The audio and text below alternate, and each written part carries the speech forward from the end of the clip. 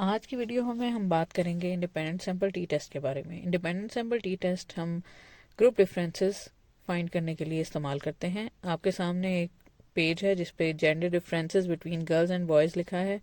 हमारे पास 4 हाइपोथेसिस हैं। पहला हाइपोथेसिस है girls perceive more permissive parenting from father as compare to boys. दूसरा है boys perceive more authoritative parenting from father as compare to girls. तीसरा hypothesis है boys perceive more permissive parenting from mother as compare to girls. चौथा है हमारे पास girls perceive more authoritative parenting from mother as compare to boys.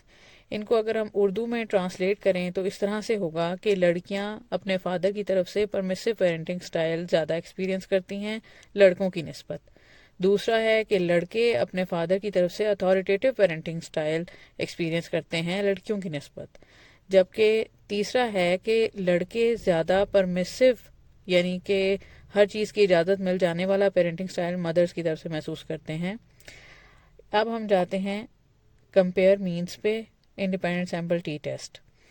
Gender select करेंगे grouping variable में, groups define करेंगे 1 for group 1, 2 for group 2, क्योंकि हमने mail और फीमेल के लिए 1 और 2 चूज़ किया हुआ है।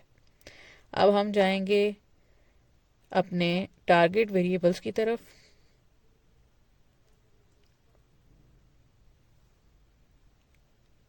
टारगेट वेरिएबल्स हैं हमारे पास permissive father, authoritative father, permissive mother and authoritative mother. Options हम एक दफ़ा चेक कर लेंगे। इसके बाद हम पेस्ट करेंगे। पेस्ट के बाद इसको सेलेक्ट करेंगे और एनालिसिस रन कर देंगे। आपके सामने आउटपुट फाइल है। इस आउटपुट फाइल को आप देख सकते हैं। आपके पास ग्रुप स्टैटिस्टिक है और इंडिपेंडेंट सैंपल का एक टेबल है। अब इस टेबल को मैंने हाईलाइट कर दिया है। दोबारा हम अपने हाइपोथेसिस एक दफ़ा देखते हैं। सबसे पहला हाइपोथेसिस था कि girls perceive more permissive parenting from fathers. आपके सामने जो येलो में हाईलाइटेड हैं उसमें है मेल और फीमेल का स्कोर परमिसिव फादर के ऊपर। आप देख सकते हैं कि मेल का स्कोर कम है मीन, और फीमेल का मीन ज़्यादा है। यानी डायरेक्शन एग्जैक्टली वही है जो हमने हाइपोथेसिस में प्रपोज की थी। अब अगर हम इसके इंडिपेंडेंट सैंपल टी टेस्ट के स्कोर पे आए तो आपके सामने -2.9 है और ये सिग्निफिकेंट है। नेगेटिव का कोई मतलब नहीं होता, हम 2.9 ही लिखेंगे रिपोर्ट में और ये हमारे पास सिग्निफिकेंट रिजल्ट है, यानी कि हमारा हाइपोथेसिस जो है वो एक्सेप्ट हो गया है। यहाँ पर मैं मेंशन कर रही हूँ कि ये हाइपोथेसिस एक्सेप्ट हो गया है। इसमें डायरेक्शन भी वही है जो हमने प्रपोज की थी और रिजल्ट भी सिग्निफिकेंट है। Boys perceive more authoritative parenting को अगर आप इनमें मीन में देखें तो वाकई मेल का स्कोर ज़्यादा है, यानी कि वो ज़्यादा अथॉरिटेटिव पेरेंटिंग एक्सपीरियंस करते हैं, और फीमेल का स्कोर कम है, फीमेल का मीन कम है। इंडिपेंडेंट सैंपल टी टेस्ट के रिजल्ट में आए तो आपके पास 3.8 टी की वैल्यू है और ये हाईली सिग्निफिकेंट है। तो हमारा ये हाइपोथेसिस भी एक्सेप्ट हो गया है इन सेम डायरेक्शन जिस डायरेक्शन में हमने इसको प्रपोज किया था। यहाँ पे हम लिख देंगे इसको एक्सेप्टेड। नेक्स्ट हाइपोथेसिस है कि boys perceive more permissive parenting from mothers. इसके स्कोर्स देख लेते हैं। पर्पल कलर में हम हाईलाइटेड हैं इसके स्कोर्स। अब आप इसके स्कोर्स देखें, 28 है इसका मीन और फीमेल का मीन भी 28 है। इसका मतलब है कि इतना ज़्यादा डिफरेंस नहीं है।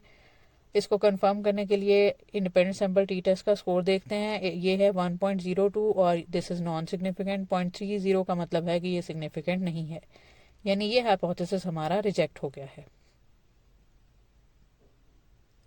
यहाँ पर हम लिख देंगे रिजेक्टेड। अब हमारे पास लास्ट है girls perceive more authoritative parenting from mother as compare to boys. इसका रिजल्ट देखते हैं। अब इसका रिजल्ट ये है कि मेल का स्कोर ज़्यादा आया है। अगर आप देखें लाइट ब्राउन में हाईलाइटेड है, जबकि गर्ल्स का ज़्यादा आना चाहिए था अकॉर्डिंग टू हाइपोथेसिस। गर्ल्स का स्कोर कम है, वो 36 है। अब डिफरेंस तो काफ़ी ज़्यादा लग रहा है, इसको कंफर्म करते हैं। लेकिन ये हमारे पास जो मीन आया है ये अपोजिट डायरेक्शन में आया है अगर हम इसको हाइपोथेसिस के से कंपेयर करें तो।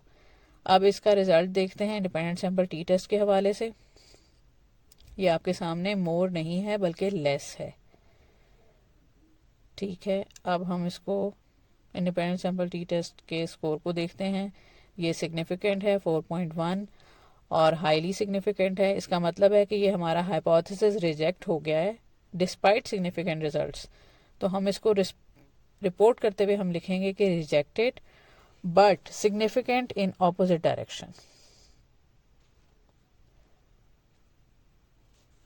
और इसको फिर हम डिफरेंट तरीके से ज़ाहिर है रिपोर्ट करेंगे।